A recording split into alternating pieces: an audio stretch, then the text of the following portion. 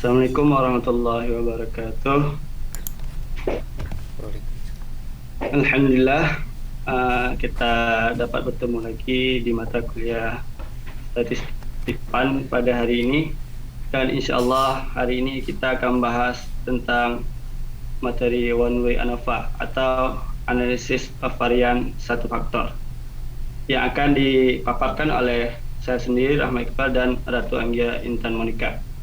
Baiklah, untuk yang pertama akan saya sendiri yang memaparkan materinya.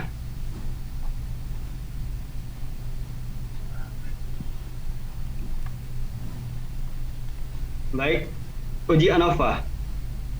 Variansi adalah besaran statistika untuk menunjukkan ukuran penyebaran data, sedangkan uji ANOVA memiliki lebih dari dua sampel untuk mengukur perbedaan-perbedaan di antara grup-grup untuk menentukan apakah terdapat perbedaan yang signifikan di antara grup-grup tersebut. ANOVA berarti menguji perbedaan lebih daripada dua anggota grup data. Sedangkan kalau kita ketahui bersama, kalau ada dua grup data, kita menggunakan uji T. Sedangkan di uji ANOVA, apabila data lebih daripada dua kelompok data, maka kita menggunakan uji ANOVA, baik itu 3, 4, dan seterusnya. Uji ANOVA menganalisis besarnya variansi di dalam setiap grup dan membandingkannya dengan besarnya varian di antara grup-grup sampel. Misalnya, kita tertarik dengan jumlah acara keagamaan yang dihadiri per tahun untuk grup-grup agama yang berbeda. Jika kita hendak menggunakan uji dua sampel, kita akan harus membagi orang-orang ke dalam dua grup. Misalnya, Protestan dan non-Protestan, atau kita bagikan kedua grup Katolik dan non-Katolik. Yang boleh jadi boleh-boleh saja, tetapi barangkali terdapat banyak variansi di dalam grup-grup non-Protestan dan non-Katolik tersebut. Artinya, kategori-kategori ini heterogen, tidak homogen. Kita sebaiknya membandingkan banyak grup, misalnya Protestan kita bandingkan dengan Katolik, ataupun dengan Yahudi, ataupun dengan agama yang lainnya, dan tidak satu pun secara bersamaan. Karena sekarang ada 5 sampel, maka kita tidak lagi menggunakan uji dua sampel seperti uji T, tetapi sebagai gantinya kita akan menggunakan uji ANOVA. Uji ANOVA menganalisis besarnya varian di dalam setiap grup dan membandingkannya dengan besarnya varian di antara grup-grup sampel. Ada dua jenis. Yang pertama ada varian dalam. Within variance adalah besarnya heterogenitas di dalam kategori atau seberapa similar atau tidak similar setiap kasus dengan kasus-kasus lain dalam grup yang sama. Yang kedua ada varian antara atau between variance dalam adalah besarnya homogenitas lintas antar grup-grup atau seberapa similar atau tidak similar grup-grup itu satu sama lainnya. Kita kembali tentang 5 kategori agama sebelumnya. Untuk mendapatkannya,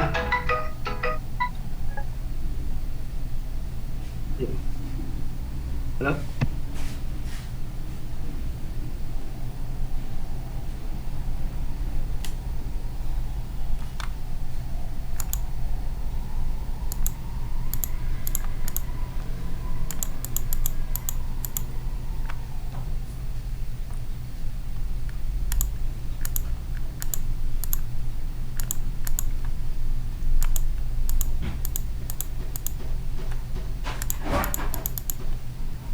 Mohon maaf ya, tadi telepon sama si Ratu, katanya suruh berhenti aja dulu ya. Gak ada prof ya.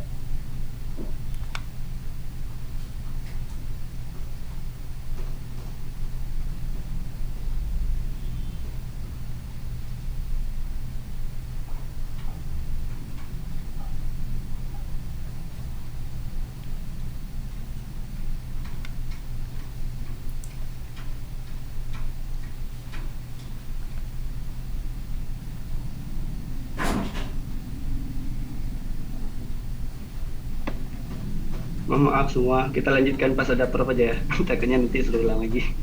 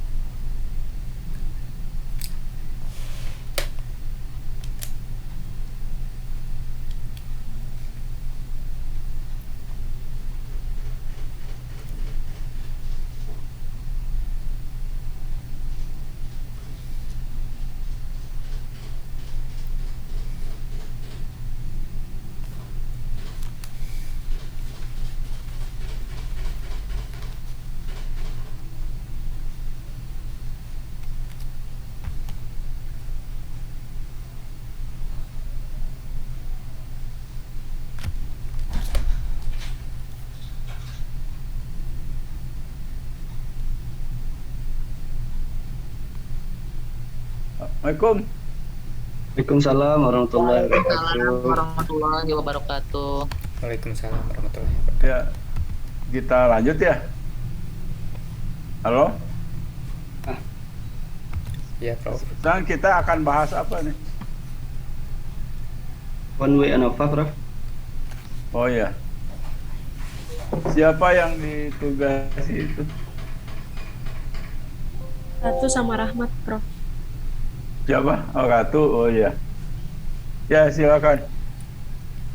Ya, bismillahirrahmanirrahim. Assalamualaikum warahmatullahi wabarakatuh. Jalan. Alhamdulillah kita dapat bertemu lagi pada hari ini. Ya.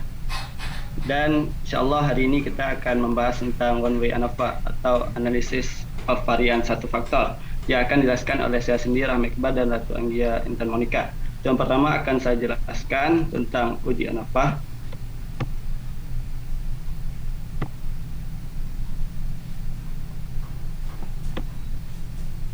Uji ANOVA, variansi adalah besaran statistika untuk menunjukkan ukuran penyebaran data.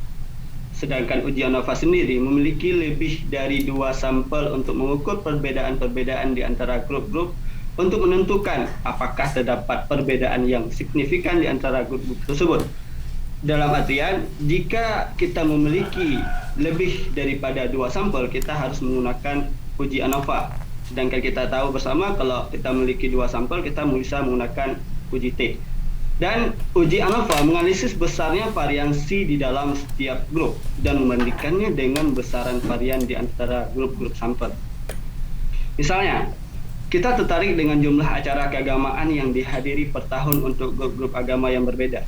Nah, jika kita hendak menggunakan uji 2 sampel, kita harus membagi orang-orang ke dalam 2 grup. Misalnya, kita membagi Protestan dan non-Protestan, atau 2 grup Katolik dan non-Katolik, yang adalah boleh-boleh saja, tetapi barangkali terdapat banyak variansi di dalam grup non-Protestan dan non-Katolik tersebut. Artinya, kategori non-Protestan dan non-Katolik ini heterogen, tidak homogen. Kita sebaiknya membandingkannya banyak grup, misalnya Protestan, Katolik, Yahudi, dan lain-lainnya, dan tidak satupun secara kebersamaan. Karena sekarang ada 5 sampel, misalnya, maka kita tidak lagi menggunakan uji 2 sampel. Sebagai gantinya, kita akan menggunakan uji ANOVA.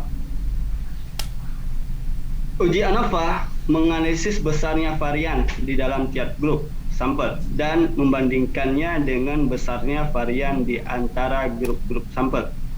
Ada 2 jenis. Yang pertama, varian dalam atau within variance adalah besarnya homogenitas di dalam kategori atau seberapa similar atau tidak similar tiap kasus dengan kasus-kasus lain dalam grup yang sama.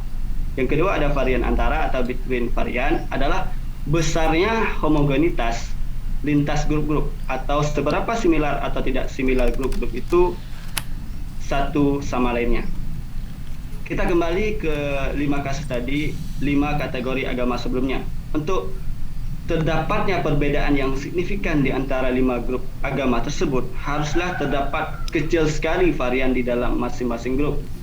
Baik itu penganut Protestan harus seperti apa, harus seperti para penganut Protestan yang lain. Penganut Katolik harus seperti para penganut Katolik yang lain, dan seterusnya dan sebagainya. Tetapi terdapat cukup varian di antara grup-grup. Para penganut Protestan berbeda dari para penganut Katolik, atau berbeda dengan penganut Yahudi dan lain-lain, dan data yang lainnya. Dan tidak satupun para penganut Katolik berbeda dari para penganut Protestan, Yahudi dan lainnya, dan tidak satupun dan seterusnya. Nah, jika variansi di dalam adalah kecil relatif terhadap varian di antara, maka kita dapat menolak hipotesis nol. Hipotesis nol di sini menyebutkan bahwa semua populasi akan sama pada variabel yang dikaji dan ditulis sebagai di manakah adalah jumlah grup atau populasi yang sedang dibandingkan. Sedangkan hipotesis nol di sini kita bisa membuat mu1 sama dengan mu2 sama dengan mu3 dan seterusnya sampai mu-k, tergantung berapa banyak data.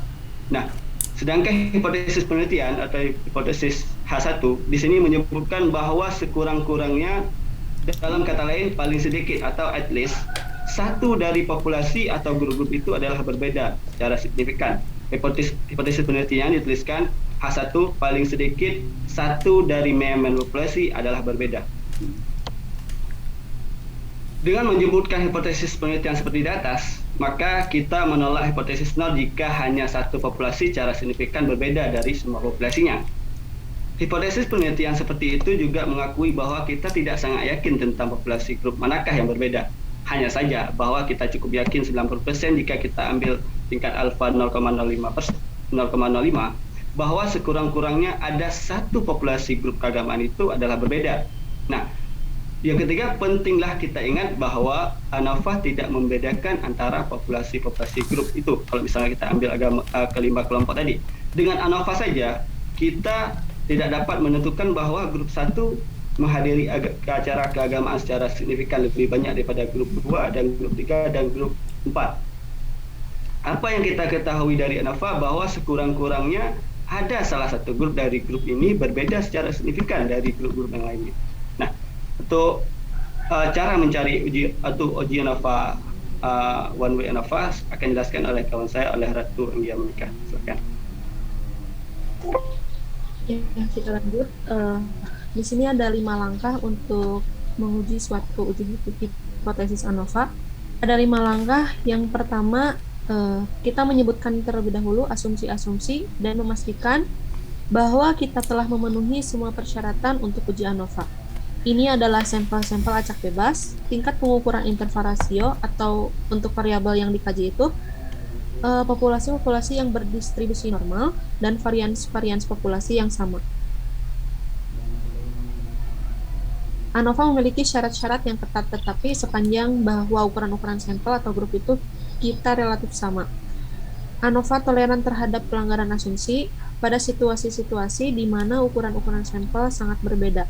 Maka sebaiknya Anda menggunakan jenis uji hipotesis yang lain. Langkah yang kedua, kita menyebutkan hipotesis nol dan hipotesis penelitian. Langkah ketiga, kita memilih distribusi penyampelan. Kita selalu menggunakan distribusi F untuk uji-uji ANOVA. Kita pun menetapkan daerah kritis dengan menggunakan tingkat alfa seringkali 0,05, derajat kebebasan dalam rumusnya itu N-K, dan derajat kebebasan antara yaitu K-1. Lalu menemukan nilai F kritis dalam tabel E atau the F distribution ada di buku halaman 338. Langkah 4, kita menghitung statistik ujinya atau F hitung, dan langkah yang terakhir adalah kita membandingkan F kritis dengan F hitung, lalu membuat keputusan untuk menolak atau gagal menolak hipotesis nol dan menginterpretasi hasil-hasilnya. Selanjutnya, proses perhitungan F hitung ini, yang pertama menghitung total variasi dalam skor-skor atau jumlah total kuadrat, yaitu SST atau total sum of squares. Yang kedua, menghitung variasi di antara grup-grup atau jumlah kuadrat antara SSB atau sum of squares between. Semua formula akan dicantumkan nanti berdasarkan urutan penggunaannya. Yang ketiga, ada menghitung variasi di dalam grup-grup atau jumlah kuadrat dalam SSW atau square within dengan menggunakan dua kuantitas tersebut, yaitu SST dan SSB. Menghitung min kuadrat dalam atau MSW dan min kuadrat antara MSB, yaitu estimasi sebenarnya dari varians populasi dengan membagi jumlah kuadrat dalam SSW dan jumlah kuadrat SSB dengan masing-masing derajat kebebasannya. Untuk DFY itu rumusnya N-K dan DFB K-1. Yang terakhir F hitung min kuadrat antara oleh min kuadrat dalam. Rasio ini membandingkan besarnya varians di antara atau lintas grup-grup seberapa grup-grup berbeda satu sama lainnya dengan besarnya varians di dalam grup-grup beberapa homogen grup-grup itu adanya. Jika rasio F kurang dari 1, maka secara otomatis kita gagal menolak hipotesis 0. Semakin rasio F lebih besar dari 1, maka semakin mungkin kita menolak hipotesis 0.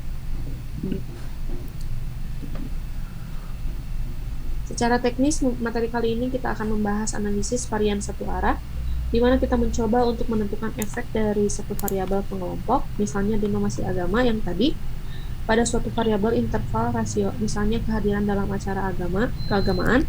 Namun demikian, terdapat satu bentuk ANOVA yang lebih kompleks, seperti analisis mencoba untuk menentukan efek dari satu variabel pengelompok, misalnya denominasi varian dua arah, di mana kita mencoba untuk menentukan efek dari dua variabel yang berbeda, misalnya denominasi agama dan ras, pada suatu variabel ketiga, misalnya kehadiran dalam acara keagamaan. Selanjutnya, berikut ini adalah langkah-langkah menghitung rasio F dalam ANOVA. Kalau tadi itu dijabarkan secara gimana ya, perkataan gitu. Nah, kalau sekarang itu terlihat rumusnya. Yang pertama menghitung jumlah total kuadrat itu yaitu SST, sigma X1 min X bar dikuadratkan, atau SST sigma X kuadrat min N dikalikan X bar kuadratkan. Yang kedua, menghitung jumlah kuadrat antara atau SSB dengan rumus sigma NK dikalikan X bar K min X bar kuadrat. Yang ketiga, menghitung jumlah kuadrat dalam, yaitu ini. Yang keempat, menghitung min kuadrat antara, yaitu dengan rumus SSB min DFB, di mana DFB tadi itu dengan rumus K min 1. Yang kelima, menghitung min kuadrat dalam atau MSW sama dengan SSW per DFW, di mana DFW ini rumusnya N min K. Dan yang terakhir, menghitung rasio F. F hitungnya itu dengan rumus MSB MSW. Selanjutnya. Nah, sekarang kita ada contoh soal nomor 1. Nanti saya jelaskan secara manualnya, lalu dilanjutkan oleh Bang Rahmat untuk menghitung contoh soal nomor 1 ini dengan SPSS. Kita samakan. Soalnya itu untuk tiap soal berikut ini, asumsikan bahwa semua asumsi dan syarat telah terpenuhi, kecuali disebutkan secara khusus, asumsikan bahwa alfa sama dengan 0,05. Nomor 1. Seorang peneliti mengumpulkan data pemerolehan pendidikan dalam tahun di Amerika Serikat. Apakah terdapat perbedaan yang signifikan di antara grup-grup tersebut? Di sini ada 3 kelompok, yaitu kelompok putih, hitam, dan Hispanik. Di kelompok putih ini ada skor 12, 10, 14, 16, 17, 12, 16, dan seterusnya. Lanjut dulu, Bang. Nah, kita lihat di sini. Langkah pertama itu kita hitung dulu terlebih dahulu sigma X. Coba sebelum menghitung, kamu tulis dulu hipotesis penelitiannya, coba. Lanjutnya, Bang. Nah, itu apa katanya itu? Hipotesis penelitiannya itu H0 sama dengan mu1 sama dengan mu2. Bukan, hipotesisnya bukan. Itu secara formal kalau itu. Sebelum membuat H0, H1 kan hipotesis penelitian dulu, coba. Oh, sebelumnya, Bang. Soal.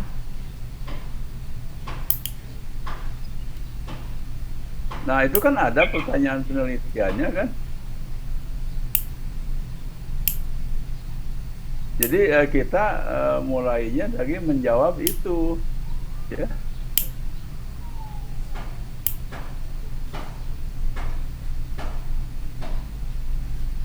Tadi coba asumsinya tadi coba dibaca lagi sebelum ini. Tadi ada itu. Di bawah, Bang. Enggak, di atasnya. Kan ada catatan dulu. Nah, apa katanya di situ? Kita ditugaskan untuk mengasumsikan bahwa semua asumsi atau syarat uji bebas pengukuran. Jadi sampelnya bebas, ya. Pengukurannya interval rasio, ya. Ini udah jelas tadi, distribusi populasinya normal, ya. Jadi bukan sampelnya. Jadi di dalam itu tuh distribusi populasinya yang normal itu, ya. Kemudian varian-varian dari populasinya itu sama ya atau homogen itu. Nah, andaikan itu sudah dipenuhi ya. Nah, maka coba hipotesisnya itu dikatakan coba dengan kalimat. Coba udah lewat aja itu, lalu balik lagi ya. Bukan di situ.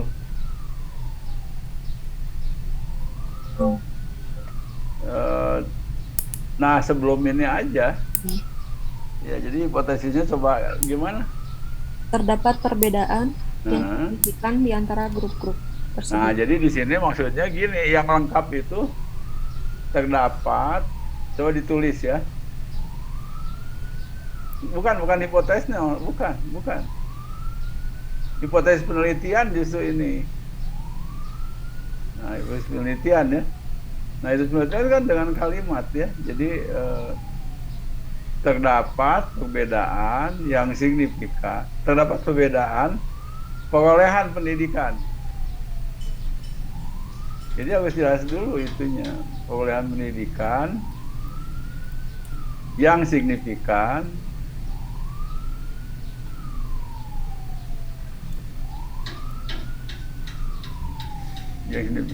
antara antara kelompok itu kan ini ya, antara walaupun bukan gender ini ya, antara kelompok kulit hitam, kelompok masyarakat kan itu ya, pakai masyarakat, kelompok masyarakat kulit hitam, kulit putih dulu ya, yang pertama kulit putih itu. Kulit putih, kulit hitam,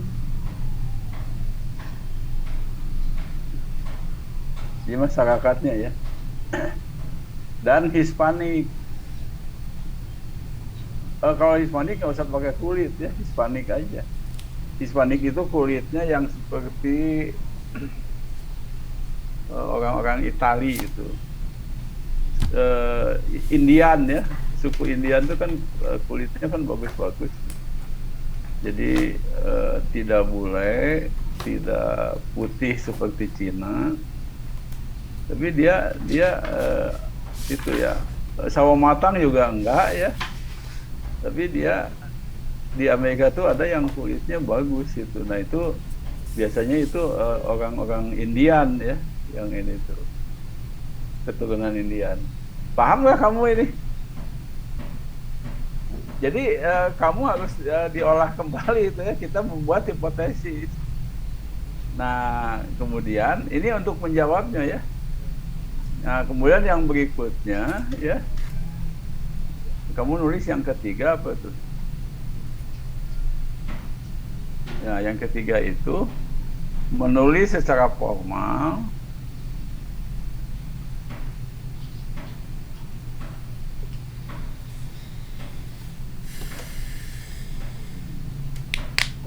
hipotesis statistik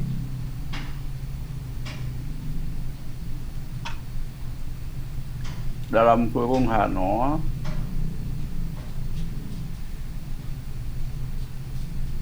nolnya indeks ya di bawah. Ya udah, kalau sisa biarkan aja. H0 itu biasanya indeks ya, dan H1 dan hipotesis penelitian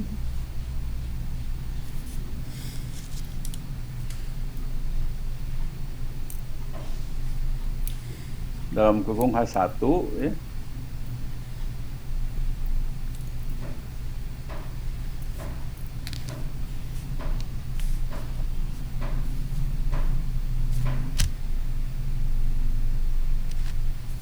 Sebagai berikut.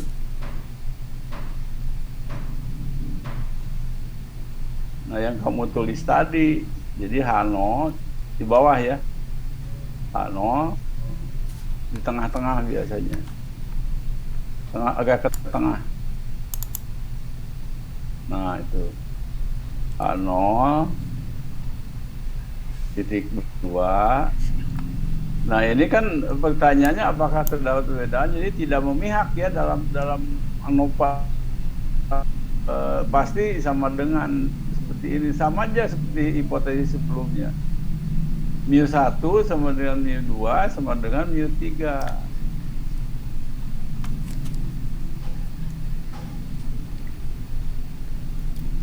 Nah yang itu aja salin.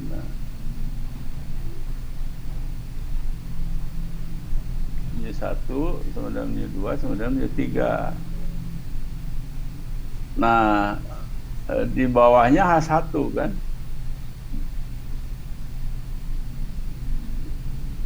Nah di bawahnya itu H1.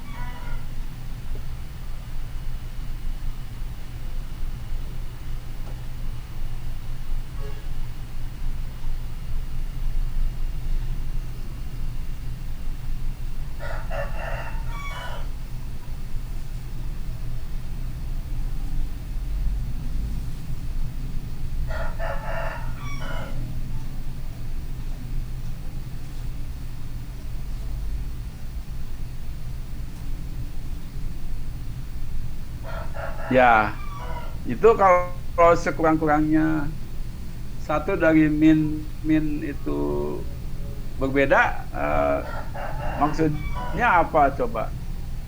Saudara siapa? Saudara Ratu ya? Siapa? Atau Rahmat?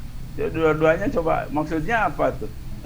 Kalau H0 tadi kan asumsinya bahwa semua memean data ketiga data itu sama, Prof. Karena tadi Mi1 sama dengan Mi2 sama dengan Mi3, sedangkan H1-nya paling tidak ada satu dari tiga data tersebut berbeda meannya. Maksudnya secara apa? Signifikan. Maksudnya ada sekurang-kurangnya satu dari memean populasi itu berbeda daripada dua populasi yang lain. Bisa itu ada ditulis dengan simbol lain H1-nya.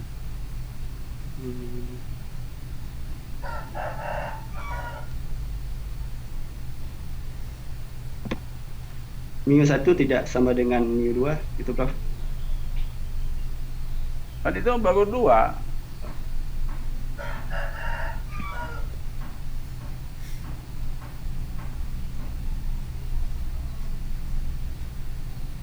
Ya gimana? Mu1 tidak sama dengan Mu2, terus yang Mu3-nya gimana? Sama dengan mu3.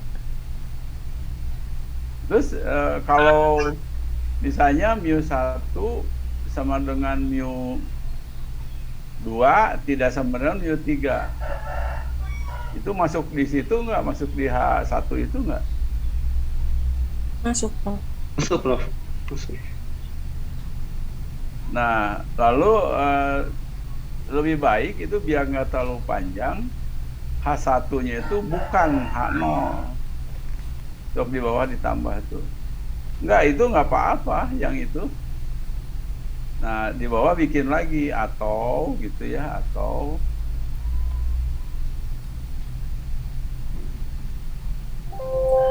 H1 tidak sama dengan H0.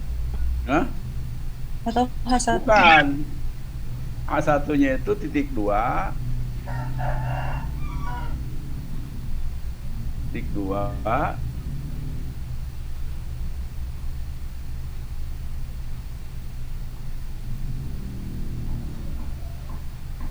Nah, bukan H0 ya.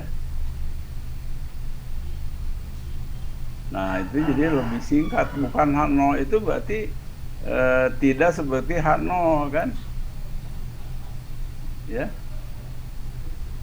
Yang tidak boleh itu kalau H0-nya, H1-nya itu Mu1 tidak sama dengan Mu2, tidak sama dengan Mu3. Nah, untuk menjawab hipotesis ini kan secara manual yang akan kamu kerjakan itu kan. Coba di sini paham nggak nih? Coba yang lain bisa nggak?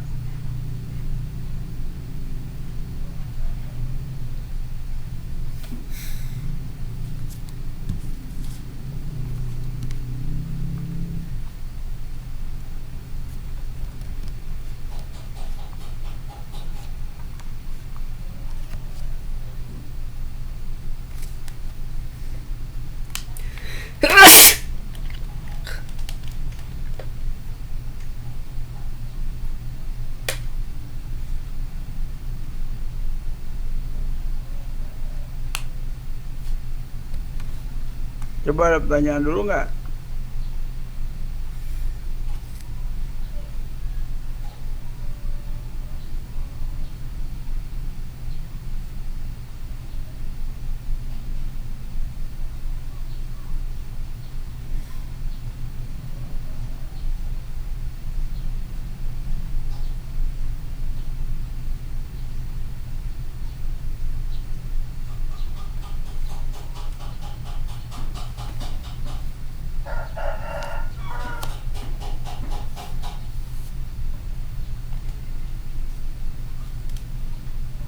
Berarti kalau H1 bukan H0 berarti 2 ekor ya, Prof?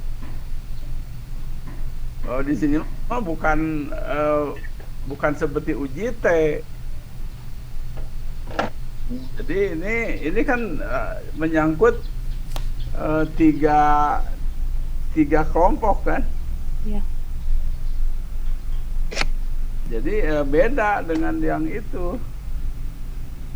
Makanya di sini kalau tiga kelompok itu ujinya itu memang tidak memihak ya. Tapi tidak ada kaitan dengan uji T. Tapi ini kan perluasan dari uji T sebetulnya, ya.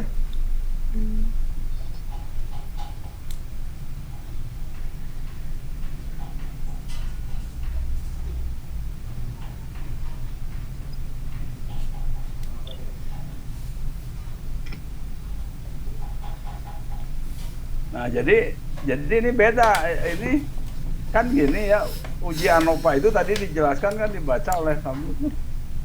Jadi untuk membuktikan, untuk melihat apakah ada perbedaan. Tapi kalau uji T itu kan hanya 2 populasi ya. Kalau ini menyangkut lebih dari 2 populasi, bisa 3, 4. Kamu kan tadi bacakan. Nah, jadi ini seperti ini ya. Nah, sehingga kita itu kan akan menguji H0 ya. Nah, H0-nya itu ditolak kalau tadi ada varian-varian between dibagi dengan varian within-nya. Kan tadi ada dikatakan kalau dia itu jauh dari 1, jadi lebih dari 1 ya. Kalau sama dengan 1 itu H0-nya diterima, jadi tidak ada perbedaan secara signifikan. Ya, terus lanjutkan. Nah, ini kita akan menggunakan rumus-rumus ini untuk menguji H0 ini ya.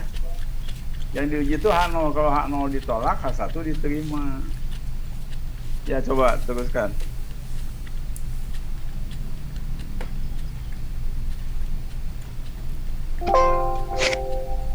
Ya, yang pertama kita hitung dulu sigma X-nya. Yang putih itu jumlahnya 221, yang kelompok hitam 124, dan yang Hispanik 78. Lalu sigma X kuadratnya kita hitung dulu.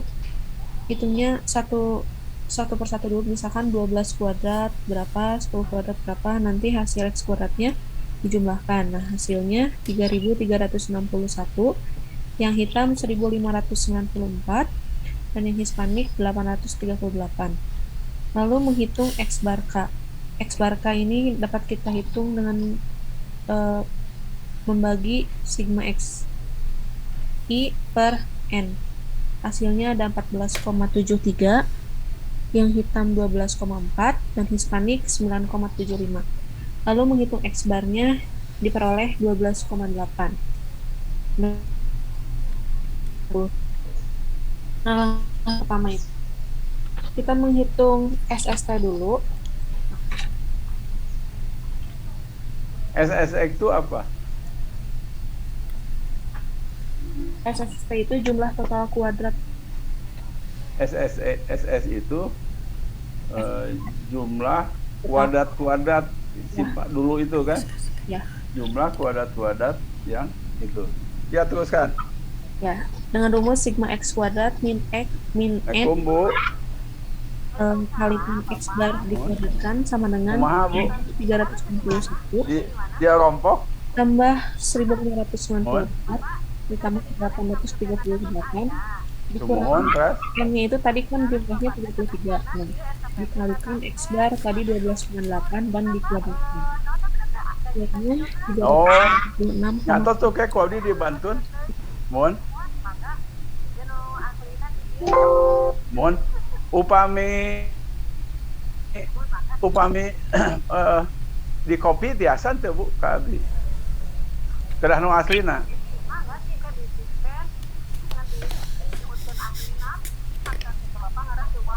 Oh gitu, mohon atuh. Oh mohon. Mun mangga tuh kayak dibantu atuh ku abdi. Ibu mulih jam seberapa? Mohon. Mohon saya mohon atuh mangga. Oh enggak abdi teras ke atas kan ka ditu Ibu. Mohon. Dacan mohon. Mohon tos dilusasi cing teh kenging wae teh. Mohon.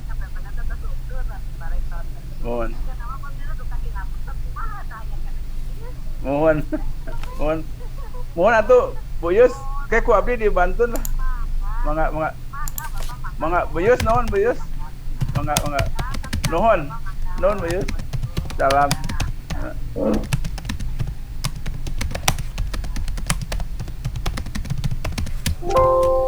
Ya, kita lanjut.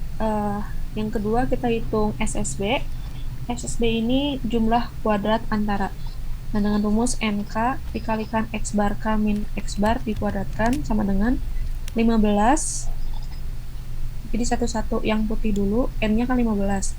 Dikalikan X bar K 14,73 kurangi 12,8 dikuadratkan. Tambah N yang kedua itu yang hitam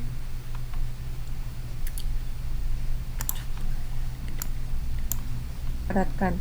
Tambah yang N Hispanik yaitu 8 dikalikan 9,75 kurangi 12,8 dikuadratkan. Hasilnya 131,89. Yang ketiga kita hitung SSW yaitu jumlah kuadrat dalam dengan rumus SST min SSB yang tadi sudah diperoleh yaitu 386,28 kurangi 131,89 sama dengan 254,39. Yang keempat kita hitung MSB. MSB ini yaitu kuadrat antara dengan rumus SSB per K-1.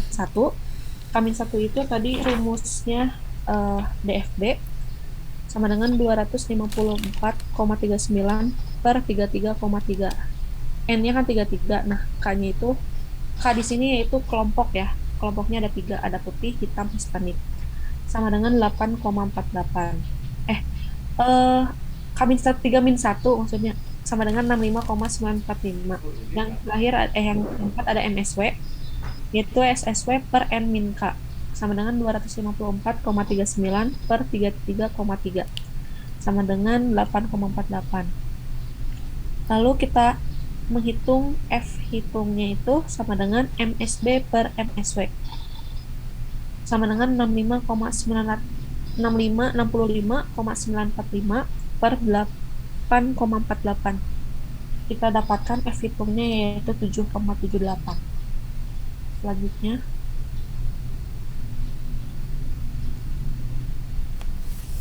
nah tadi angka satunya itu sudah di Nah, langkah ketiga ini kita memilih distribusi penyempelan dan tentukan daerah kritis. Nah, kita gunakan alfanya itu tadi 0,05 pada DWF. DWF itu tadi rumusnya Coba tadi kembali ke yang tadi, coba yang tadi. Nah, di sini kan kita masih ingat dulu kan kalau jumlah kuadrat simpangan ya dibagi N itu namanya apa dulu tuh? Masih ingat nggak? Ketika kamu belajar varian itu jumlah kuadrat simpangan dibagi N itu apa namanya? Nah, kalau kamu belajar ini, yang itu harus bisa, baru paham betul. Coba siapa yang tahu? Coba dibuka lagi, Kak. Kamu waktu belajar variabilitas, coba. varian sampel. Iya, varian kan? Ya. Jadi jangan lupa itu. Jadi, nah di sini kamu kan, yang pertama kan SST itu kan singkatan dari sum of square total ya. Jadi itu jumlah kuadrat simpangan yang total. Lalu yang kedua itu ada SSB, itu jumlah kuadrat between antar kelompok ya. Kalau yang T itu yang total semuanya. Nah, lalu yang SSW itu sum of square within itu di dalam kelompok ya. Nah, itu paham ya? Nah, kemudian SSW itu tidak lain adalah selisih sum of square total dikurangi sum of square between. Yang within itu yang di dalam itu. Nah, kemudian ini MSB ini kan namanya analisis varian. Coba ini kalau sum of square between ya yang ini yang ada tunjuk, nah itu coba ditunjuk tuh sum of square between mana? 21 ya. Nah, itu dibagi, coba yang dimaksud kalau sum of square between dibagi derajat kebebasan namanya apa tuh? Yang kamu tulis MSB. Kalau nggak salah dulu saya pernah ini juga kan. Kalau varian itu sama aja dengan tadi rata-rata apa? Rata-rata dari kuadrat simpangan kan. Nah, kalau rata-rata itu kan nama lainnya mean ya. Nah, di sini ada MSB, coba lihat tuh. Nah, itu mean of square between, atau nama lainnya itu varian between. Jadi nanti kan kamu akan menanyakan ini analisisnya varian, tapi variannya mana? Nah, jadi MSB itu mean of square between, ya. Jadi rata-rata tadi itu ya rata-rata kuadrat simpangan dari between. Nah, namanya itu MSB, atau nama lainnya apa? MSB itu ya di buku Anda tulis ya biar tidak lupa ya. Jadi kalau melihat ini aja nggak cukup itu. Mean square between itu sama aja dengan S kuadrat B. Ya. Jadi S kuadrat B itu apa?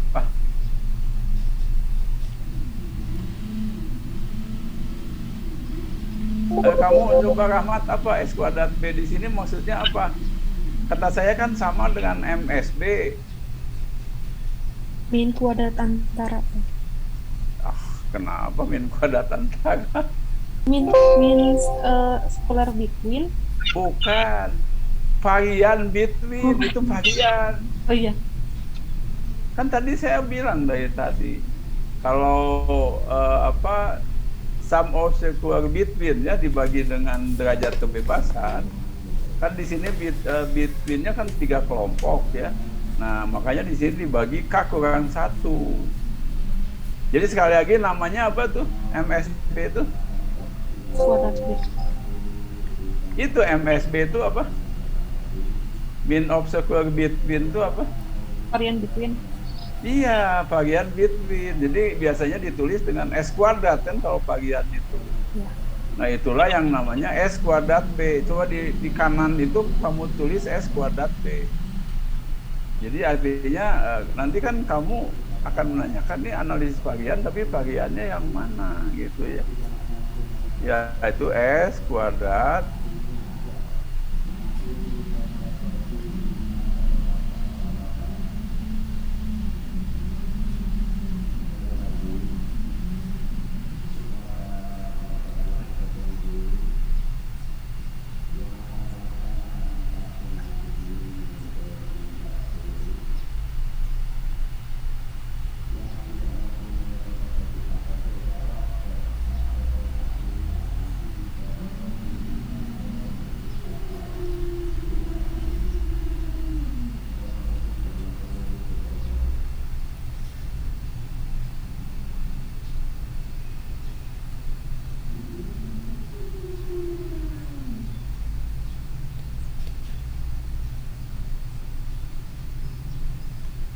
nah itu B ya.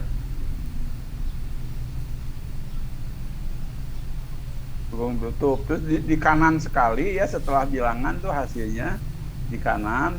Nah itu namanya variance between. Biar kamu nggak lupa itu, saudara Ratu ya. Nah itu varian between atau varian antara ya itu. Nah udah itu. Nah terus kalau itu bagian between, maka yang ini apa? Yang MSW. Saudara tuh, yang MSW apa?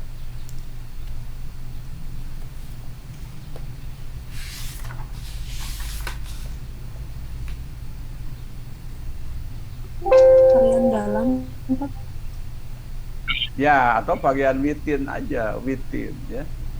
Jadi itu bagian, nah simbolnya S kuadrat W.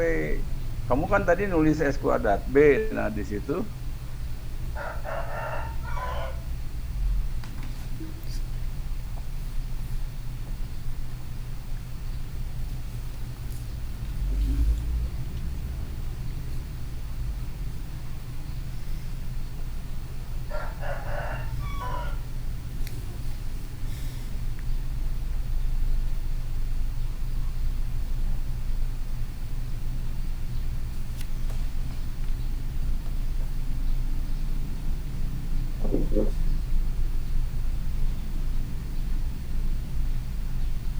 nah, lalu di sini kan tadi kan saya bilang ya kalau bagian between dengan bagian between itu hampir sama, maka itu udah dipastikan bahwa H0-nya diterima.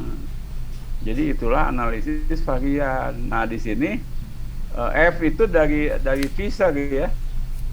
Jadi F itu sama dengan, coba ditulis di sebelum sama dengan yang ini, enggak, sebelum ada angkanya itu. Sebelum 65 kan ada sama dengan tuh. Nah itu tuh tidak lain S kuadrat B per S kuadrat W. Enggak, itu kan MSB nya kan di atas penyebut pembilang.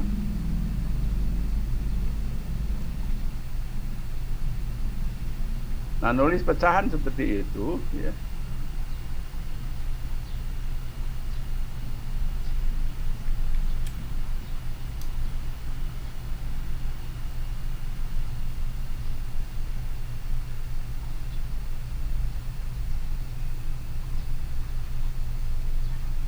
S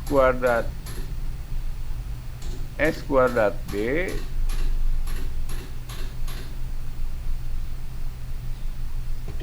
Di blok dulu Bang Rahmat, baru di paste. ya, baru itunya ditulis S kuadrat B nya kan tinggal ngutip dari yang atas tuh, di copy dari yang atas kan S kuadrat B nya.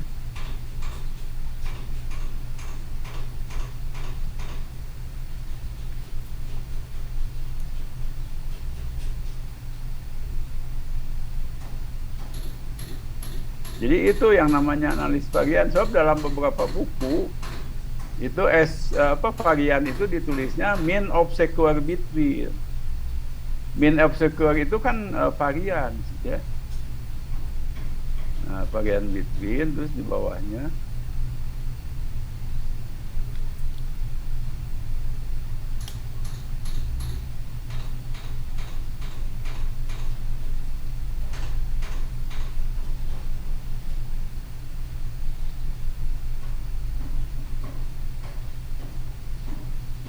nah itu tuh ya sama dengan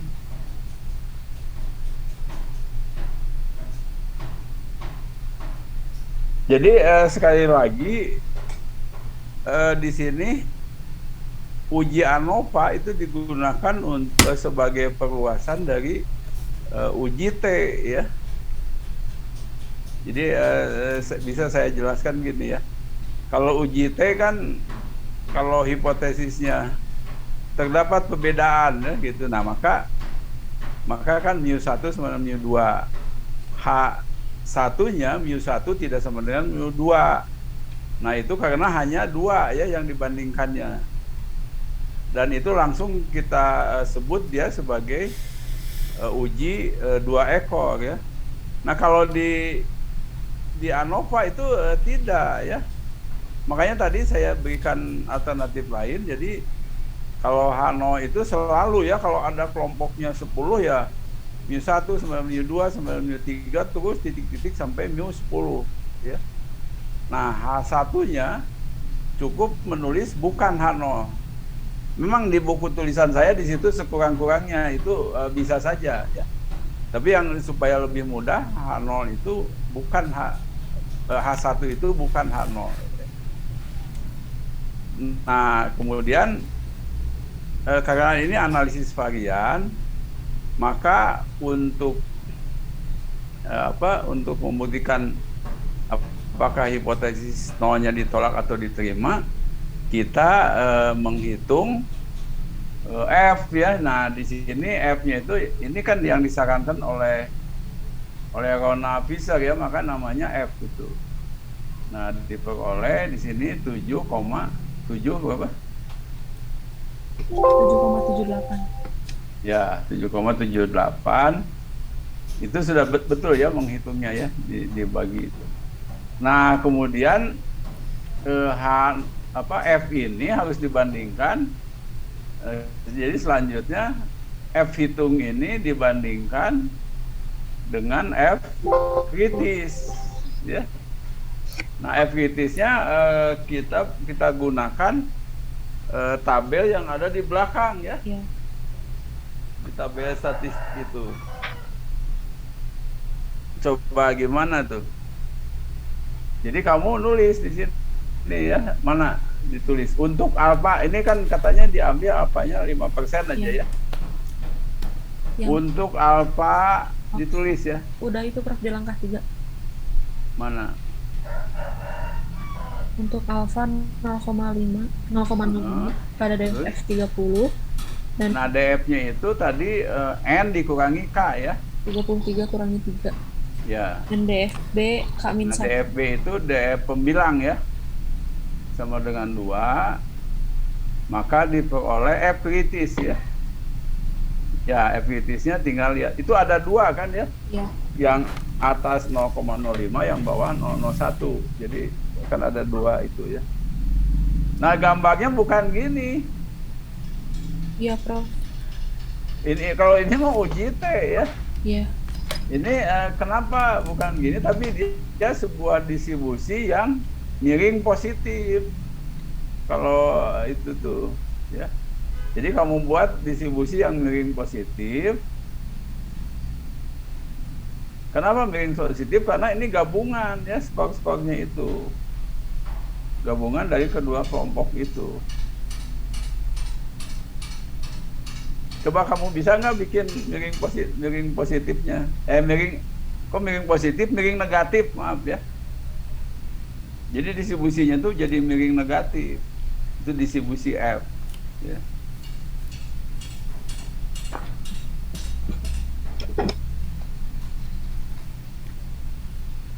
Di situ alfanya itu 0,05.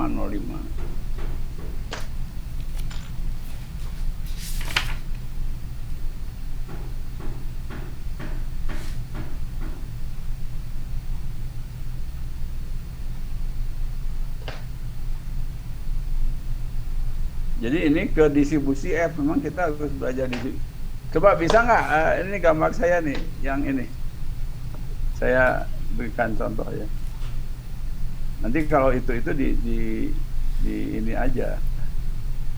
Coba stop screen dulu. Dari saya akan saya ini.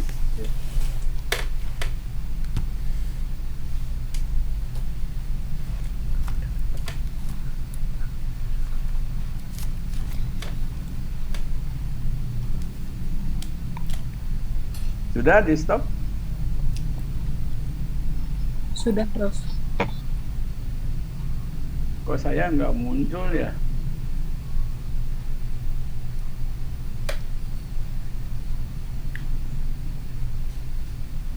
Saya mau ini kan, kelihatan nggak nih saya ini kan?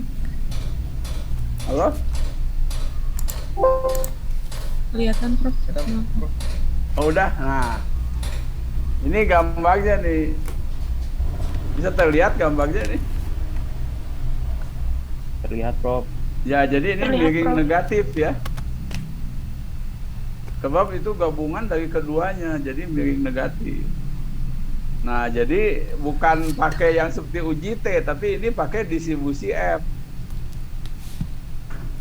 Nah, itu ya. Jadi daerah penolakannya di situ, di mana di sana ada F kritis 3,3 berapa? 3,32 atau berapa tadi? 3,3. Ya.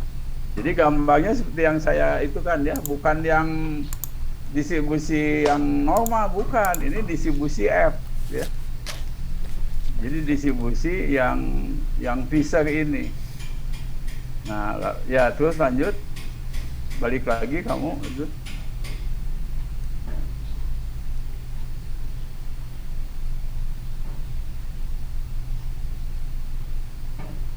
Nah, lalu di situ kan dikatakan ya, ternyata apa di sini F kritis ya, F hitung 7,72 ya, 7,78 lebih dari F kritis, yaitu 3,32.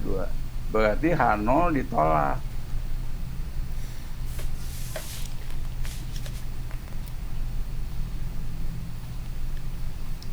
Ya, jadi di sini H0-nya ditolak. Jadi kesimpulannya apa kalau H0 ditolak, saudara itu Rahmat? Ini Itu perhitungan ya apa? karena 7,78 lebih daripada F kritisnya, maka kita menolak hipotesis nol. Dengan artian terdapat evidensi bahwa sekurang-kurangnya satu dari elemen populasi pendidikan berbeda secara signifikan. Terus? Jadi kesimpulannya apa? Kesimpulannya kita menolak hipotesis nol. Oh iya, itu mau kesimpulan statistik. Kesimpulannya secara keseluruhan aja. Keseluruhan terdapat perbedaan sekurangnya pemerolehan pendidikan di antara masyarakat di antara kulit hitam dan Hispanik. Iya. Itu maksudnya ya, jadi kesimpulannya. Tentu yang tadi hasil survei yang tadi itu ya, hasil pengumpulan data.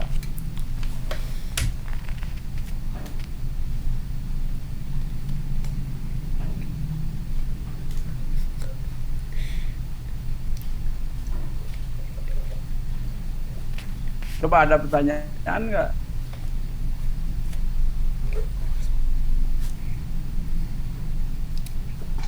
Coba disimak dulu ya. Kalau ada pertanyaan silakan. Ya.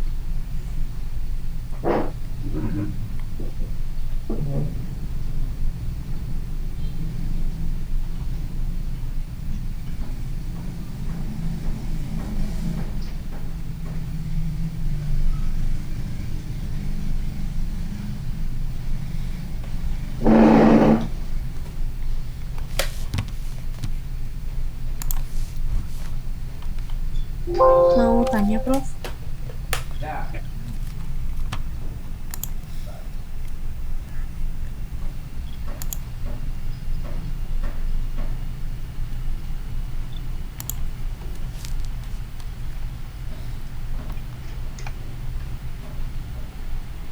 Ya silakan, apa pertanyaannya? Jadi untuk di kurva itu yang dicatat titik F kritisnya saja. Oh iya, kalau FIDS-nya 3,3 ya ditulis di sana kan. Kalau 7,78 digambar kan di sebelah kanannya kan. Hmm, Ya, itu yang diaksir oleh saya tadi itu yang namanya daerah penolakan. oh, Ya. yang 0,05 itu berarti yang 7,78 juga ya, Prof? Bukan yang 7,78 itu F hitung. Justru FIDS-nya itu kan dibatasi oleh daerah yang hitam yang diaksir itu 5%. Hampir sama aja dengan yang distribusi normal, ya. Tapi F kritisnya itu kan yang membatasi 5% di ekor kanan itu, karena ini menjadi distribusi miring positif, ya. Jadi tulis di gambar juga, ya. Iya, Prof. Tadi hanya contoh kan 3,32 batasnya. Kalau makin ke kanan kan makin besar. Ya. Ya, terus katanya tadi mau apa? Jadi kesimpulannya apa tadi?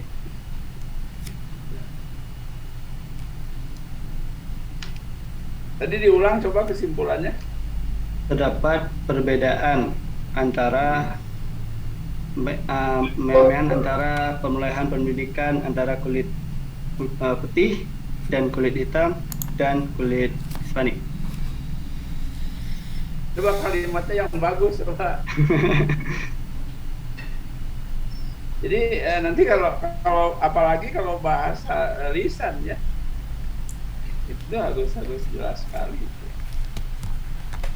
Jadi gimana Terdapat perbedaan min perolehan pendidikan yang signifikan antara kelompok kulit putih, ya. Antara kelompok masyarakat kulit putih, kulit hitam, dan Hispanik. Ya, jadi terdapat perbedaan rata-rata perolehan pendidikan yang signifikan antara masyarakat kulit putih, kulit hitam, dan Hispanik.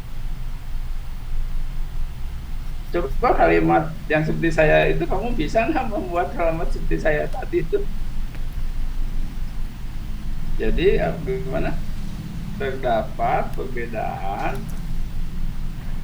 rata-rata perolehan pendidikan, ya, Ya, perolehan pendidikan yang signifikan antara kelompok masyarakat kulit putih, kulit hitam, dan Hispanik. ya, itu. Yang lain mungkin ada pertanyaan juga.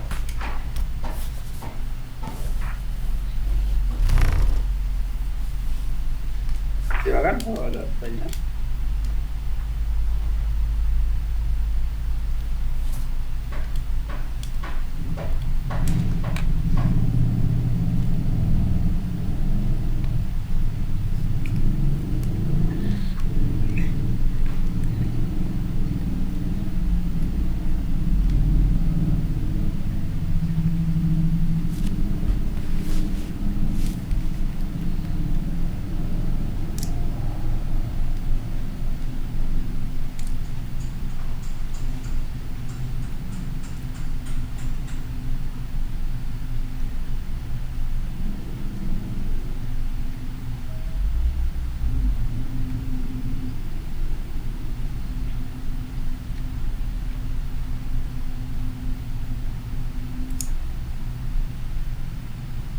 Atau sudah cukup jelas?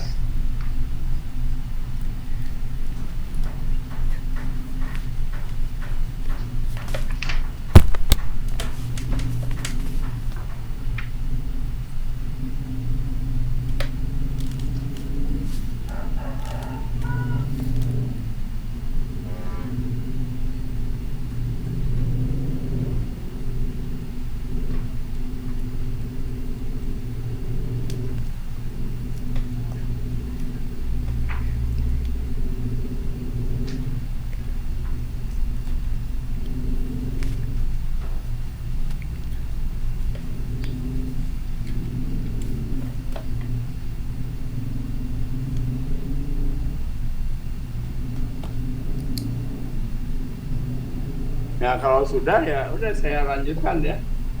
Jadi tadi kesimpulannya apa tuh? Diulang lagi.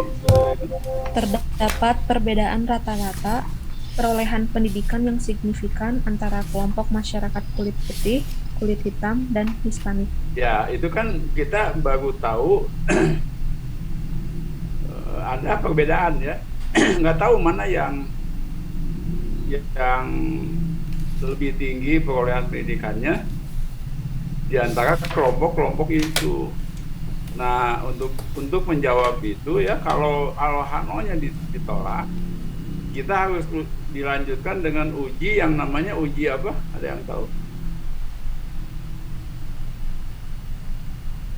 Namanya tuh uji post hoc ya. Nulisnya tuh POSTHOC, jadi pisah nulisnya. Kita harus melakukan uji post hoc ya. Artinya kita akan menelaah selanjutnya manakah di antara ketiga kelompok itu yang perolehan pendidikannya lebih tinggi dibandingkan dengan kelompok yang lainnya. Jadi uji posok itu uji lanjut ya. Jadi kalau Anda misalnya mau mengadakan penelitian, Anda memiliki 3 buah metode misalnya ya. Mana di antara ketiga metode itu yang paling efektif misalnya ya untuk meningkatkan kemampuan berpikir kritis misalnya. Nah, maka Anda mempertanyakan kan, apakah terdapat perbedaan pengaruh ya atau efek implementasi model PBL misalnya DR dan DI terhadap peningkatan kemampuan berpikir kritis itu ya. Nah itu pasti menggunakan ini apa ANOVA karena ada tiga populasi di sana. Nah itu yang pertama ya. Terus yang kedua ya, kita boleh mengadakan uji dengan uji T. Tapi kalau kita mengadakan uji T ya dengan adanya 3 kelompok, maka berapa kali kita harus melakukan uji T, saudara Rahmat?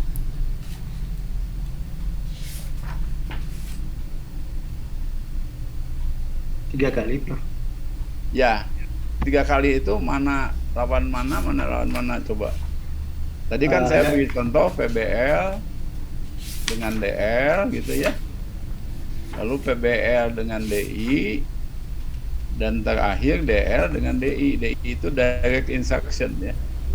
Nah, jadi Anda sebetulnya menggunakan one way ANOVA dalam sebuah tulisan tesis kamu itu sebenarnya bisa ya. Jadi hanya itu kalau 3 kelompok berarti Anda harus memberikan treatment pada 3 kelompok ya.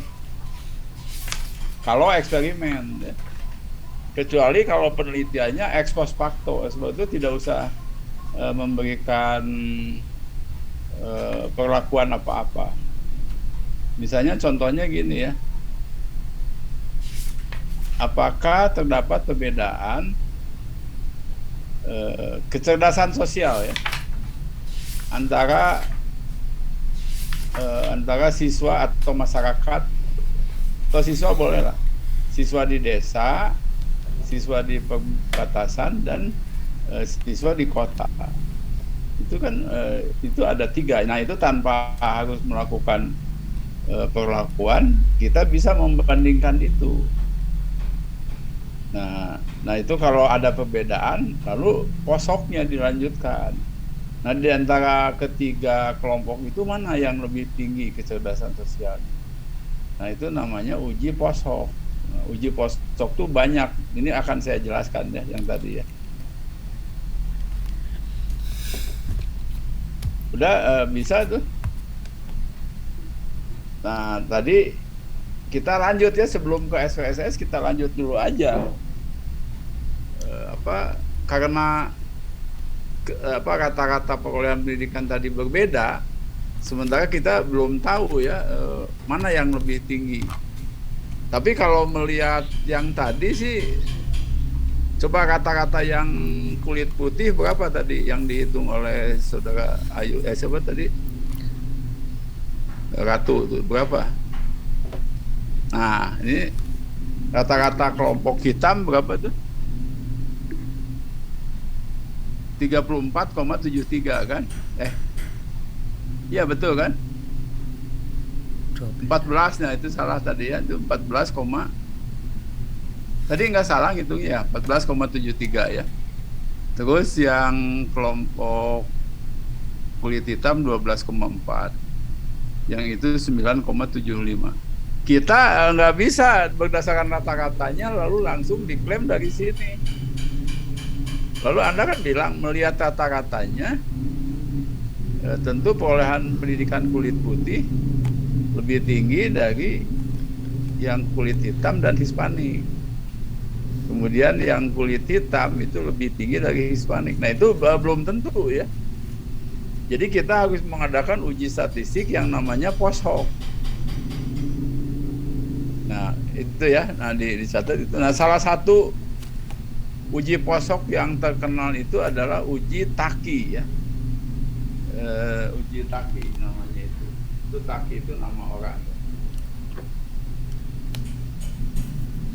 Jadi Taki itu nulisnya gini nih. Jadi ini post hoc ya, uji lebih lanjut ini, uji lanjut. Nah salah satunya itu uji nulisnya gini, ini TUCK gitu. Nah ini nih, kelihatan nggak? Bisa dilihat? Kelihatan, Prof. Ya, ya itu uji posoknya itu namanya uji Taki ya. Ya, nah lalu uji Taki itu gimana? Nah ini kita harus menulis dulu ya. Itu ada yang namanya HSD, nilai kritis HSD untuk namanya itu uji Taki ya. Nah, jadi ada yang namanya itu di sini nilai HSD kritis ya. Jadi nanti kita harus menggunakan nilai kritis ya. Ini saya tulis ya. Nilai kritis HSD namanya itu. Ini untuk uji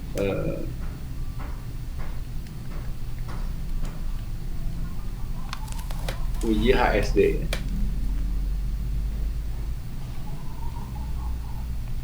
Secara singkat HSD aja. HSD itu singkatan dari ini, saya tulis ya. Saya tulis dulu.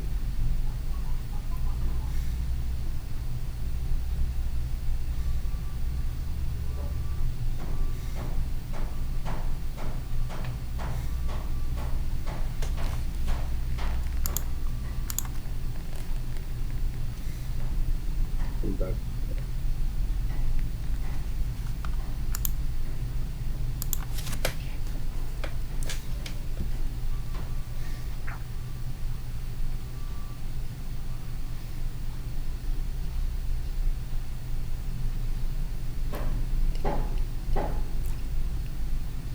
Jadi kita akan mengadakan uji lanjut ya.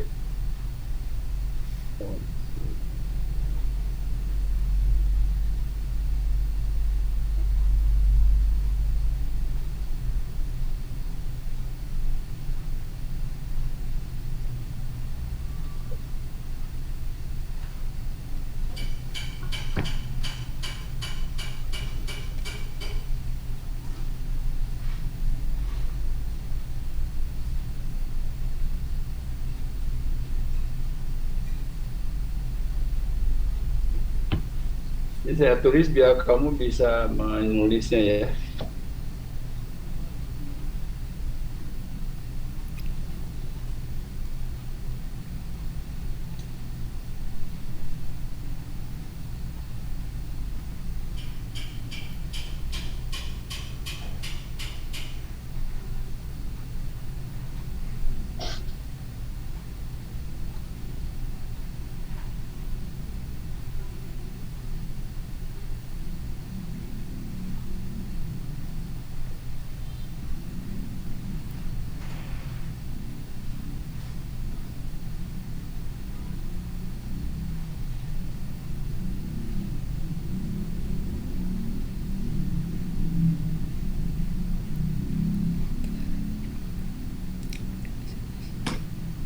Nah itu ini kita itu harus menghitung ini nih. Ada kelihatan nggak? Kurang ke bawah. Kurang ke bawah, oh ya. Bisa? Maksudnya kertasnya ke atas. Oh gini. Ya. Ya. Jadi nanti ini nama orang ya, Taki itu yang mengusulkan kalau Hanonya ditolak, maka kita harus tahu mana yang berbeda gitu di antara tiap kelompok itu. Nah namanya itu HSD ya, sehingga kita harus menghitung HSD Taki. Mohon maaf Prof, kurang ke atas lagi Prof. Oh, ke atas lagi gini. Cukup Prof. Ya. Jadi HSD itu singkatan dari Hodgson Significant Difference. Jadi perbedaan yang signifikan ya dari Hodgson itu ya dari HSD itu. Jadi perbedaan nilai yang signifikan. Nah itu HSD ya. Jadi kita itu menghitung HSD. Udah bisa kelihatan ya. Dan itu namanya uji HSD Taki. Ya. Uji HSD dari Taki. Nah, sekarang kita lihat rumusnya. Nah, rumus HSD itu dicatat aja ya. HSD sama dengan Ki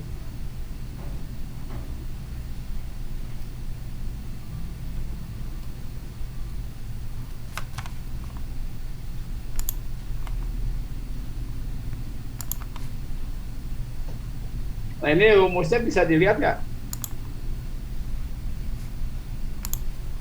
HSD itu sama dengan udah tampak? Ada Prof. HSD itu sama dengan Ki ya, itu Ki kecil. Ki akar S kuadrat W per N.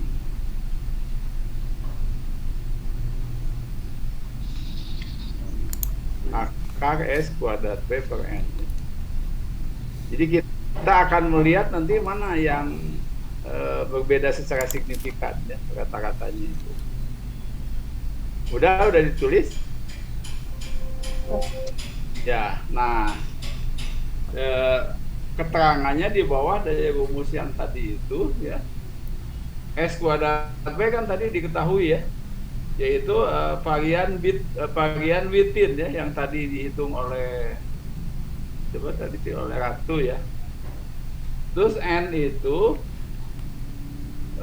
banyaknya, jadi rata-rata N itu rata-rata banyaknya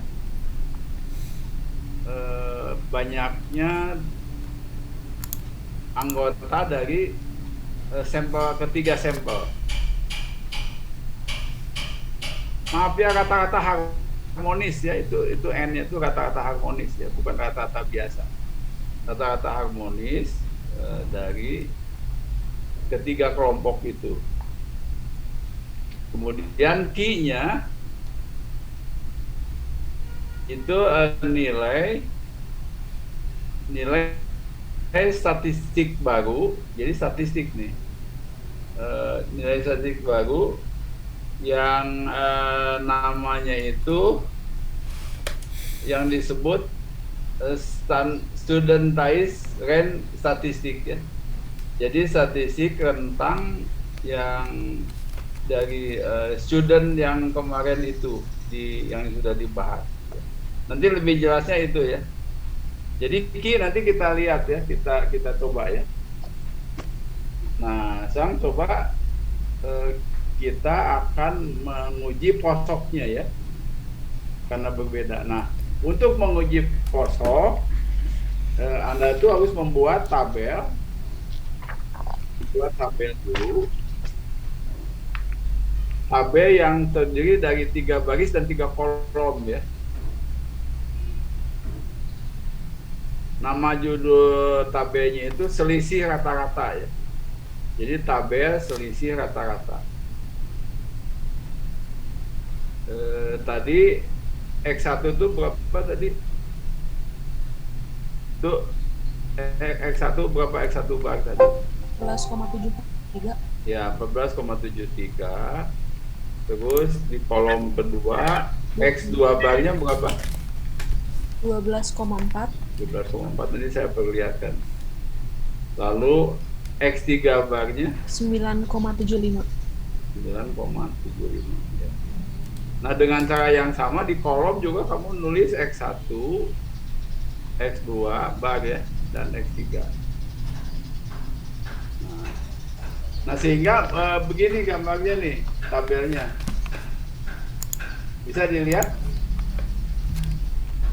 Itu tabel selisih rata-rata ya. Udah bisa? Tuh, bisa disalin.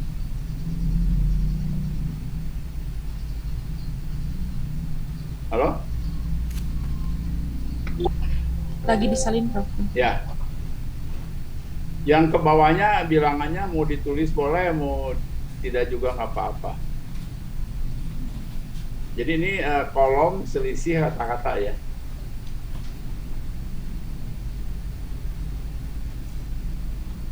Udah, Prof. Ya. Nah, coba diisi selisih rata-ratanya di kolom itu. Yang X1 kurang X1 kan 0 ya. Lalu X1 dengan X2 selisihnya berapa?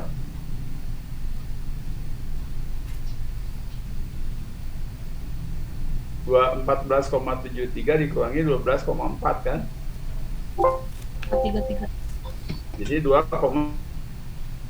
ya. Terus X1 dengan X3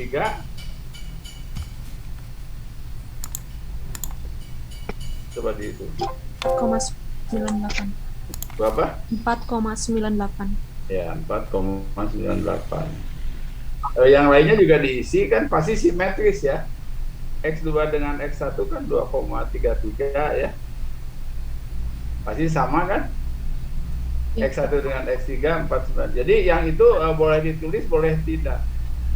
Nah, yang belum itu selisih apa dan apa?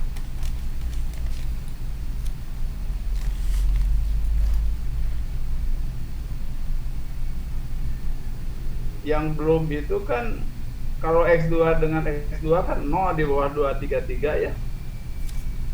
Nah, lalu yang belum kan X2 dan X3 berapa tuh? 12,4 dikurangi 2,65.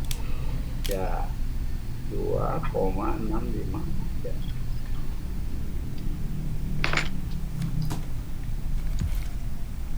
Jadi cukup 3 itu kan yang itu kan. Jadi gini, tapi ya kalau mau dilengkapi boleh aja ya. Udah bisa terlihat ya. Tapi kalau mau dilengkapi juga boleh ya. Tapi yang kita perlukan kan berpasangan. Ya. Jadi cukup X1 dengan X2, X1 dengan X3, dan X2 dengan X3. Jadi kita memperoleh 3 selisih ya. Nah, itu karena berpasangan. Nah, sekarang kita hitung ya. Yang kan tadi rumus itu HSD itu nilai ya, Hartley difference itu tadi itu HSD ya. Nah, tadi itu kan kita yang belum tahu itu Q-nya kan, Q akar S kuadrat W dibagi N ya. Nah, ternyata Q itu ya, Q itu cara memperolehnya itu gini. Coba ditulis ya. DFP-nya berapa?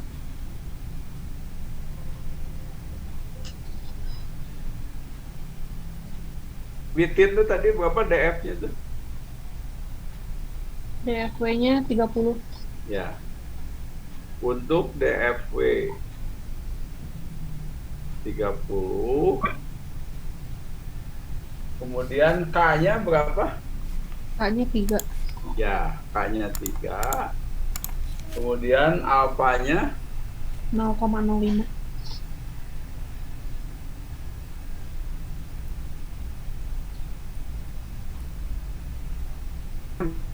ya 0,05.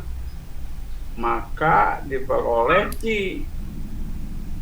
Maka nilai Q, coba kamu buka tabel yang di belakang. Tabel di belakang yang yang statistical table yang sebelum F, coba dilihat ya, sebelum tabel F.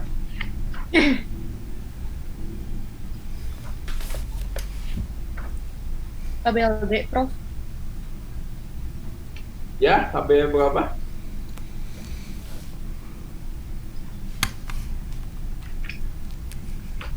Ya, yang sebelum itu tabel G ya? Ya, tabel G itu. Ada tabel G? Ada. Ya. Halaman 342. Ya, tabel G ya. Kita lihat. Kalau F, tabel berapa F? F tabel E.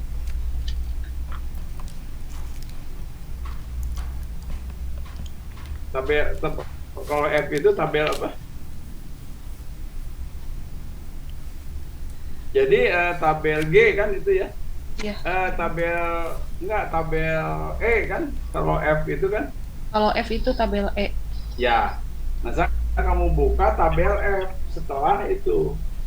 Setelah setelah terakhir F, lalu ada tabel F kan? Ya, ada. Ada di kamu ada?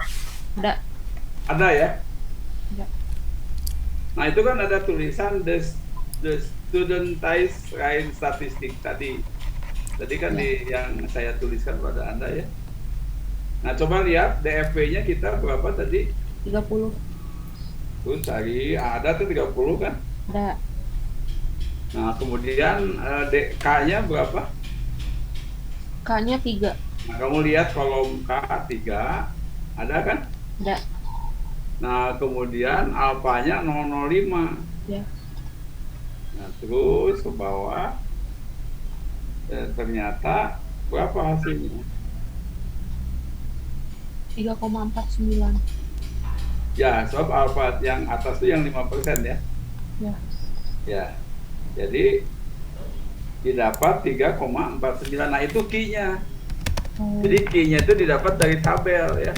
Untuk rumus tadi gampang kan itu nyarinya. Kamu lihat DFP-nya, derajat kebebasan. Kamu lihat kelompoknya. Kemudian kita lihat alfanya. Ya. Nah, setelah itu ya kita, nah lalu N ya di sini N-nya itu rata-rata harmonis, jadi nulis N-nya itu pakai ini. Jadi rata-rata harmonis ngitungnya itu. Nah, jadi nulis rata-rata harmonis itu ditulisnya gini ya, tapi tetap aja itu N. Kelihatan kan? Nah, karena ini tidak sama kan, banyaknya anggota sampel kan tidak sama. Ini ya, saya tuliskan dulu.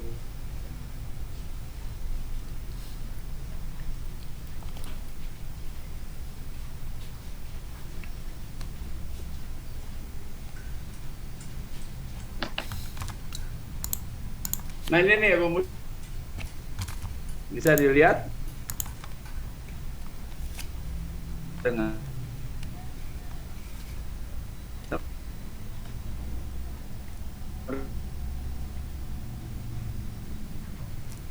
satu.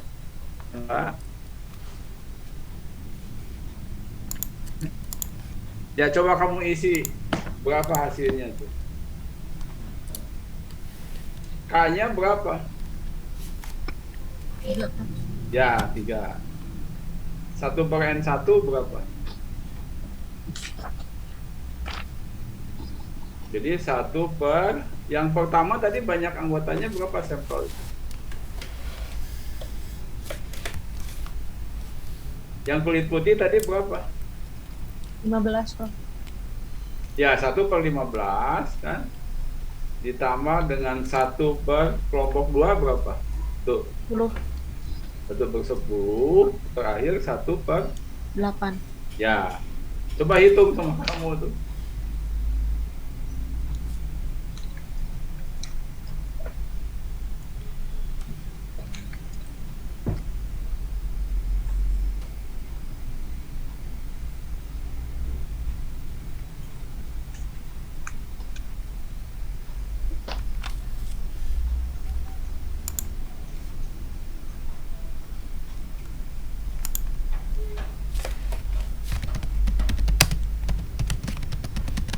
Itu Hasilnya 10,5 Pak.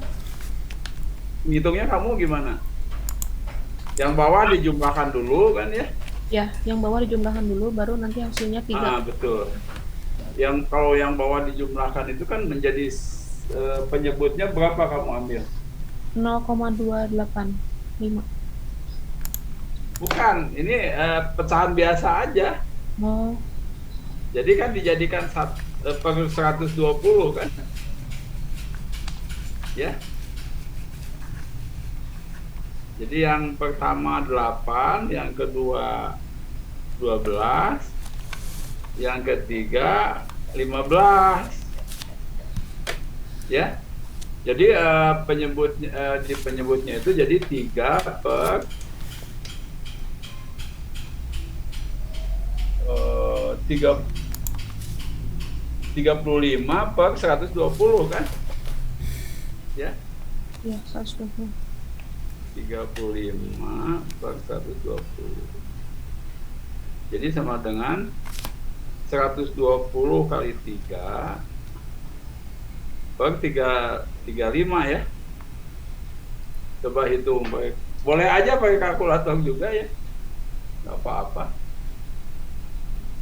Jadi samakan dulu penyebutnya, jumlahkan, nanti penyebutnya jadi ke atas. 3,5 Pak.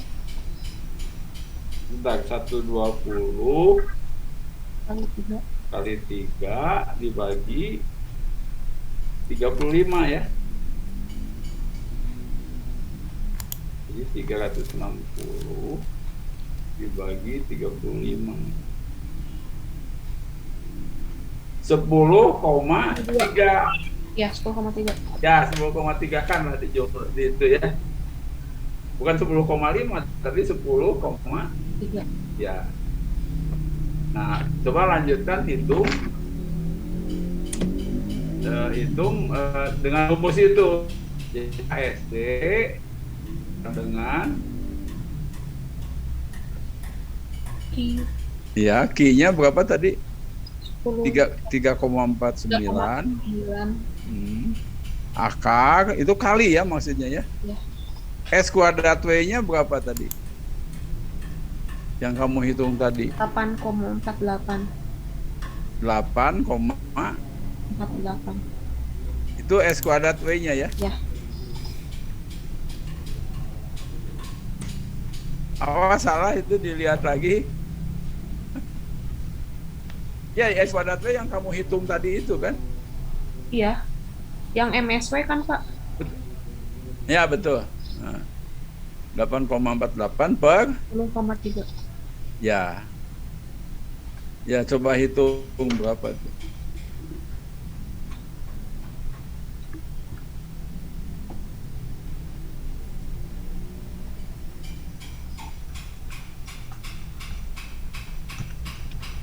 Tiga koma 0,06. 0. kali akar ya. Ya, apa? 8,48 bagi 10,3.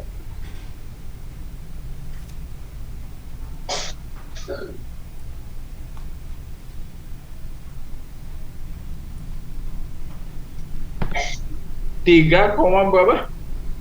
3,17 kalau saya. Coba kamu kalkulator ada tuh. Ini, Prof. Ya coba kamu tulis ya. 3,49 Ya. kali tulis dulu kali akar Benar. burung buka 8,48 dibagi 10,3 punggung tutup. 3,16. Iya kan? Jadi 3,16 atau 3,17 lah ya, Ya. dibulatkan itu. Kenapa kamu jadi kecil tadi itu?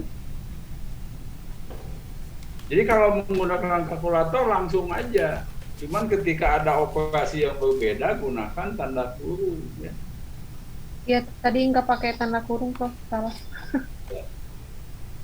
Nah, lalu nilai HSD ini dibandingkan dengan selisih rata-rata. Coba ya, kita lanjut ya. 1. Kita ini ada 3 kan, 1 ya. Karena, coba ditulis ya. Karena selisih rata-rata dari kulit putih dan kulit hitam ya, selisih rata-rata perolehan pendidikan, maaf ya, karena selisih rata perolehan pendidikan antara masyarakat kulit putih dengan kulit hitam sama dengan 2,33 ya. Dan betul kan kalau yang 1, 2 itu kan hitam dengan putih ya? Ya. Nah, maka apa tadi 2,33 dan nilai ini lebih kecil dari HSD sama dengan 3,17, maka dikatakan bahwa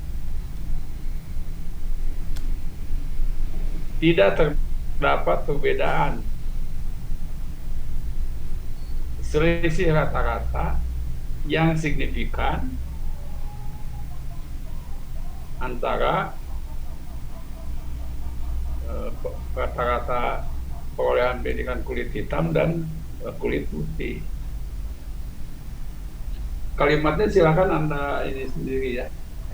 Jadi karena selisih rata-ratanya itu lebih kecil dari HSD, kamu boleh ambil singkat tapi jelas ya, lebih kecil dari HSD, artinya tidak terdapat perbedaan selisih rata-rata yang signifikan, tidak terdapat perbedaan rata-rata perolehan pendidikan yang signifikan antara masyarakat kulit putih dan hitam. Nah, jadi tidak ada perbedaan ya. Nah, coba kamu bisa menebak nggak? Yuk, itu yang itu batu yang kulit apa tuh? Kulit putih dengan Kulit hitam. Hispanik. Oh, Hispanik. Hispanik kan yang 498 itu kan? Kulit putih dan Hispanik.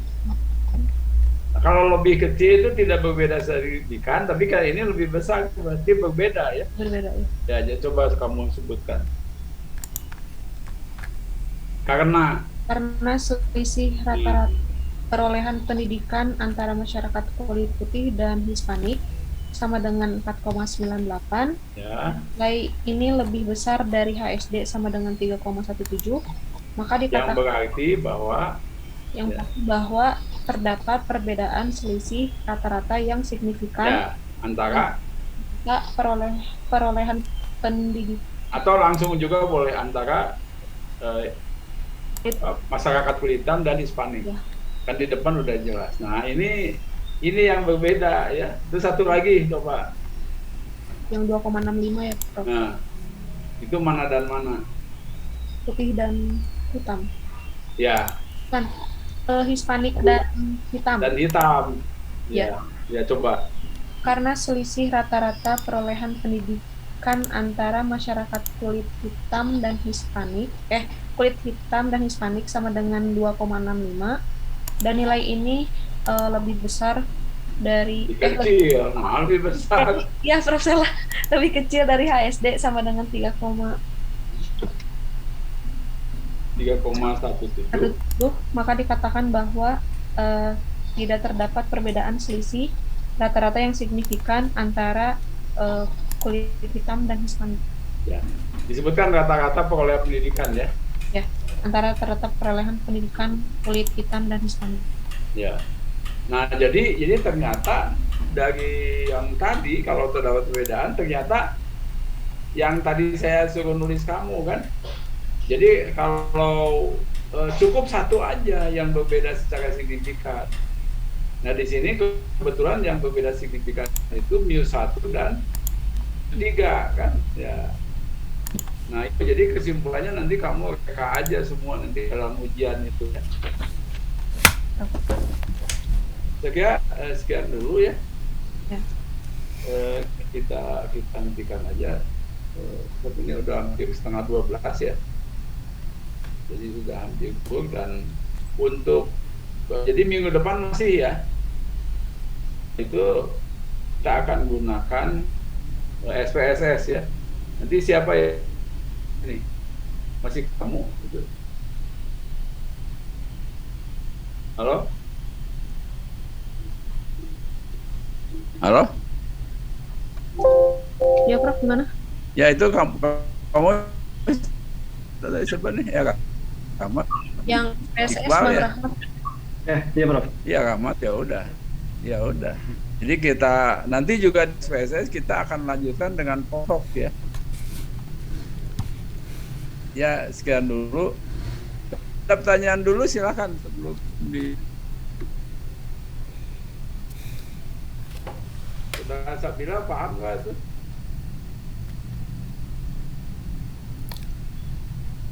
Lihatnya di itu. Paham ya, bisa ya?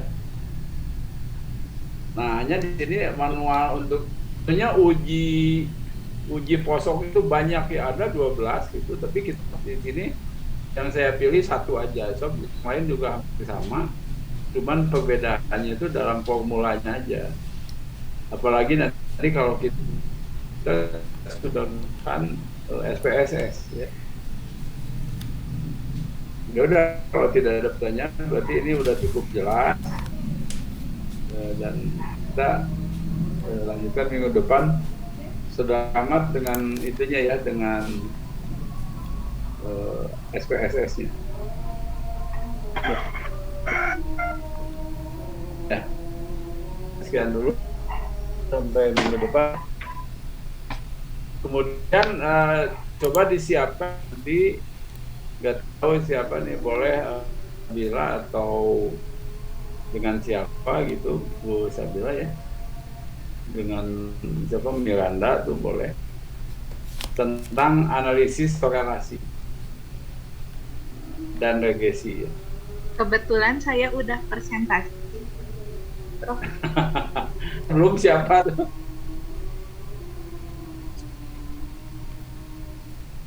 Saya nggak catat itu, aduh. Cuman ini masih saya harus kumpulkan. Yang siapa yang belum? Siti itu di Rufaida.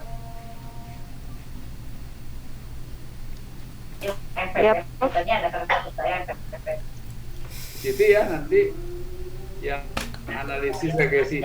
Nanti akan di Parioske pangetan. Nah, untuk yang korelasi saya ini kan ada PPT saya ya, untuk boleh Anda bahas untuk analisis regresi ya. Saya Ya, silakan, yang belum siapa, Siti kan belum. Alhamdulillah telah dilakukan. dengan siapa, Prof? Belum, satu lagi. Coba siapa? Raka tuh ya. Prof siap. Ya. Nanti saya nanti ke siapa aja, lalu nanti disampaikan. Ya, siap, Prof. Ya. Jadi contoh tadi itu dalam pengertian pendidikan ya analisis of varian itu, dan itu bagus itu kita melihat efek dari suatu model terhadap kemampuan tertentu. Yang menjadi masalah itu ketika peneliti harus memberikan treatment kepada tim. Tapi nggak apa-apa, tesis Anda minimal 10.000 ya, di dalam sekian minggu depan kita bicarakan deh. Assalamualaikum warahmatullahi wabarakatuh. Waalaikumsalam warahmatullahi wabarakatuh. Terima kasih, Prof. Sehat-sehat, Prof. Sesi maaf ya. Aduh, aku belum clear. Sorry ya, Kak. Mantap. Yang keluar dulu lah. Filsafat